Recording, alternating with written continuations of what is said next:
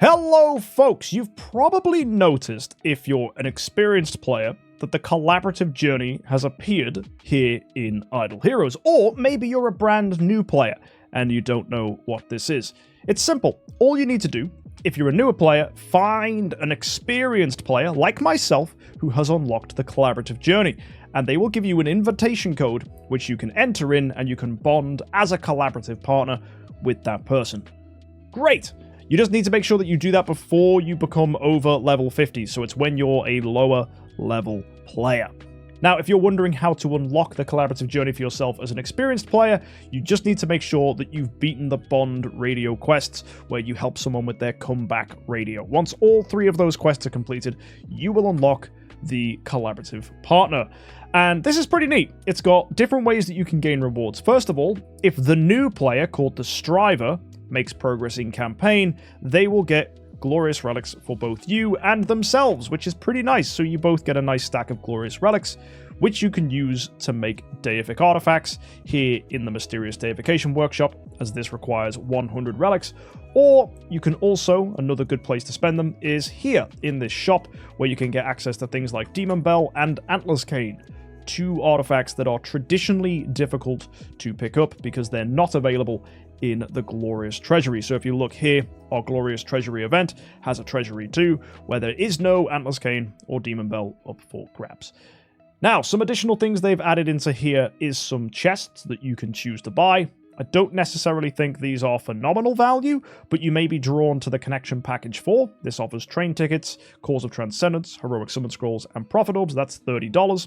Not, in my opinion, the best thing you could buy, but you do get some cool stuff, and your partner also gets some nice things.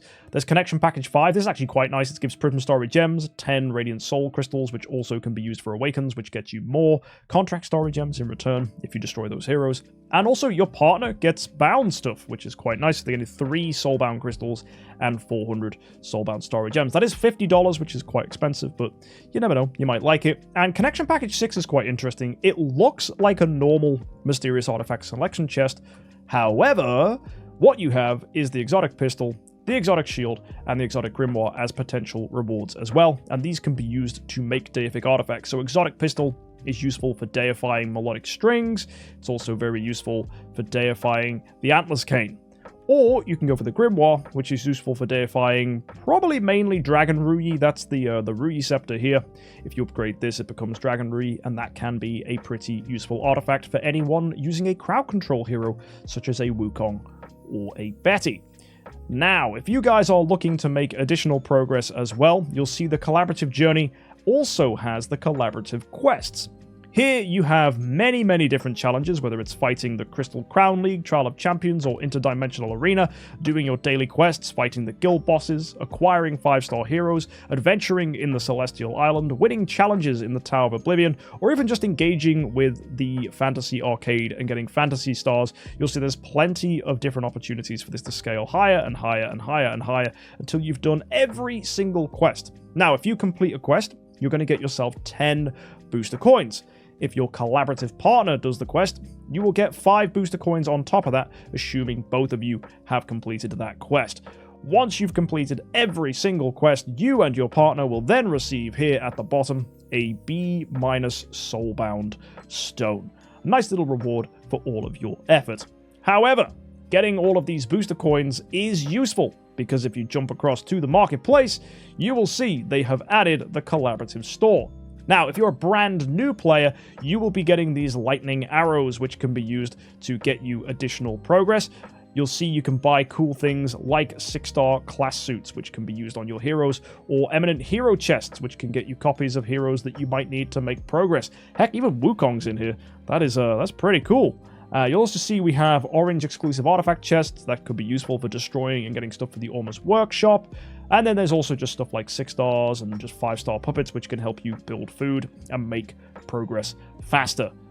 More importantly, if you have access to these items here, the booster coins, you can spend these and get Soulbound Story Gems. I love this. This is getting you access to a resource that is basically the same as Contract Story Gems. Very, very nice. On top of that, there's Cause of Transcendence if you needed them, Soulbound Hammers if you wanted to go and hit the hammers on your A tiers and get them things like Giant Killer or Holy Armor. Heck, there's even soul symbols and imminent hero chests if you needed them. I do think the soulbound story gems are the best reward here though, as they can be used during big events to get even better stuff. So nice that DH Games have made this as a way that we can all get free rewards for either bringing new players to the game or just helping new players on their journey. All in all, it's a win-win for everybody.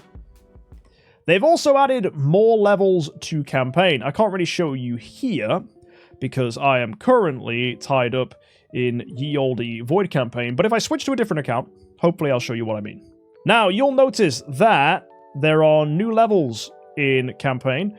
Actually, the progress you can make now requires different level requirements. So, level 19, level 120, and it carries on and on and on and on through the map. So if I just jumped across to Apocalypse, for example, and went to the Sara Forest, well, if I was able to do that anyway, you'll see that you actually unlock more and more stages. Originally, you would eventually hit a cap and have to wait until you reached level 130 to make any more progress in campaign. Now, you can still continue on through Crazy and into Apocalypse until finally unlocking the later stages at level 130. That might not sound like much. However, what that means is you can still make progress whilst waiting to reach level 130. And that means you're getting deeper into campaign, which means you're unlocking more XP by beating levels and also reaching deeper points in campaign and therefore gaining more XP because you're deeper in campaign. So it will reduce the time it takes to get to level 130. And yes, Renville is right, you even will get better resources progressively dropping from campaign as well. The one downside of this is it does mean that making progress in campaign is likely not going to be level limited like it used to. There will be people who actively struggle because they are building either suboptimal heroes or not making the best resource choices, and it means that actually your progress in campaign will be limited by your ability to play the game. So, if you're looking to maximize progress, if you're looking to perform as well as you possibly can, go ahead and check out some of our early player guides. I recommend a hero like Eloise. Eloise is phenomenal at clearing campaign. By building an Eloise, you're able to block enemy attacks, counter-attack back, hit a lot of opponents, put out lots of damage, and also heal with the Eloise at the same time. If you run alongside that a carry, just a 10-star, can be higher if you want it to be, but 10-star is fine. You're able to steal energy from opponents, which reduces their abilities to hit you with active skills, and instead they'll do basics, which means when they do hit your Eloise, it's not as deadly. And also, more importantly, you want to be running a 9-star Ignis next to your Eloise because of this passive here that gives you 100% control immunity.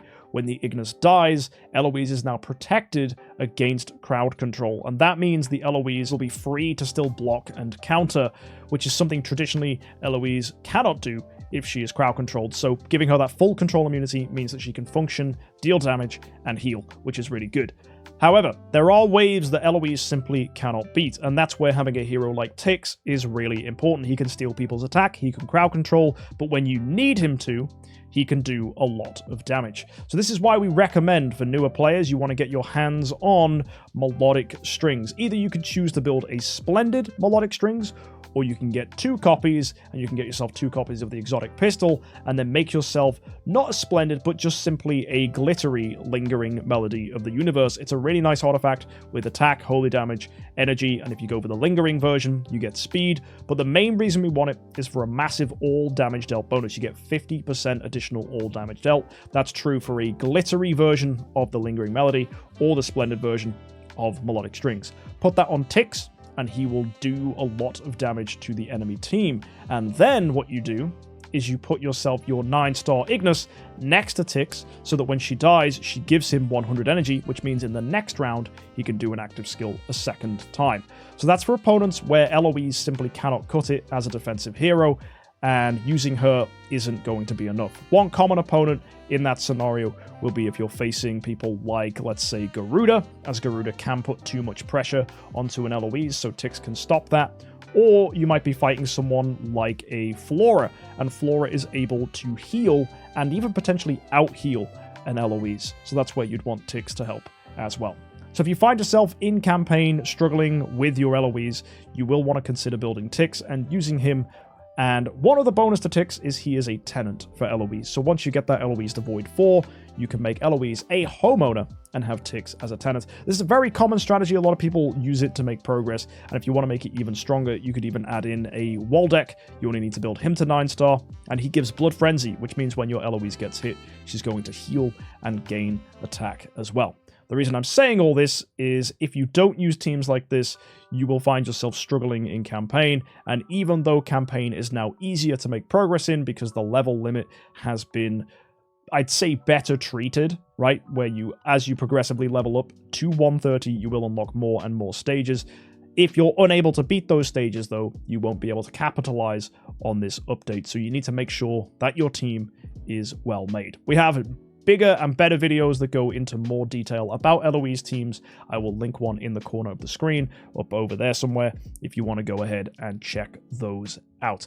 For now, though, guys, that should hopefully give you some tips about this new update. Make sure you go ahead and collaborate with people if you can. And if you can't see the collaboration menu, it's because you haven't done the bond radio, which you can see here. So you need to make sure you do your bond quest and bond radio stuff first before you unlock the collaboration menu. Once you get that, you can start enjoying buying things in the collaboration store. Or if you're a new player, go find an experienced player like myself or somebody else who can help you on your journey. If you need tips for that, join our Discord. You can find a link for that in the description down below. It is discord.gg/MKxJUMP, and you will absolutely, no problem, find an experienced player who wants to bond with you, partner up, and get rewards for the both of you. So go ahead, join us, and I will see you guys in hopefully future uploads where in your Idle Heroes journey, you can go ahead and make amazing progress by using all the guides here on the channel, watching me play the game.